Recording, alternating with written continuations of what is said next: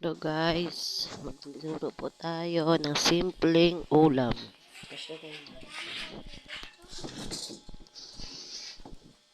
Sinalang ko po yung kawali dyan. Ito yung niluluto ko.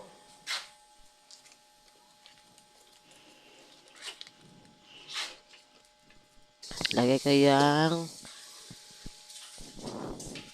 ang tawag ba dyan? Dairy cream. Yan, hahalo-haluin para matunaw.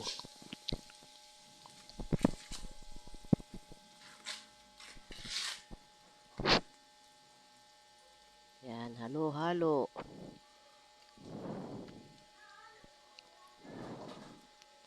Hahaluin pa yan hanggang matunaw.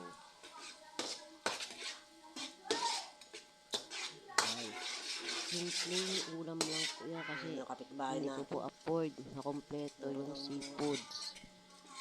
Bumili lang po ang kalahating kilong pusit, 1/4 na hipon. Yan lang po. Tapos isang pirasong mais para ihalo po dyan. Hinahalo lang po. Halo-halo. Malapit na matunaw yan. Ayun, tapos na ilalagay ko po yung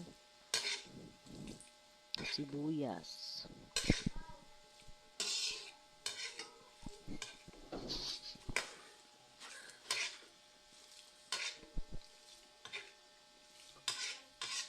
Una po dyan, ilalagay ko po dyan yung sibuyas pag natunaw na po yan.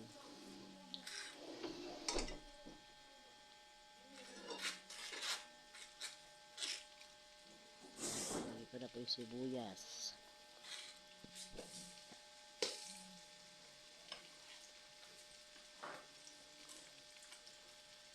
Pasensya na po kayo sa kalan namin. Super kalan po yun kasi nawalan po kami ng tangke. Kaya bumili po kami kanina ng kerosene sa palengke sa gasolinyahan. Lagyan ko na rin po pati isang pirasong sili na pula.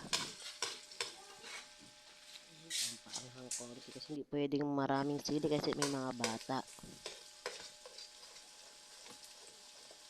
Sige, halo. Halo.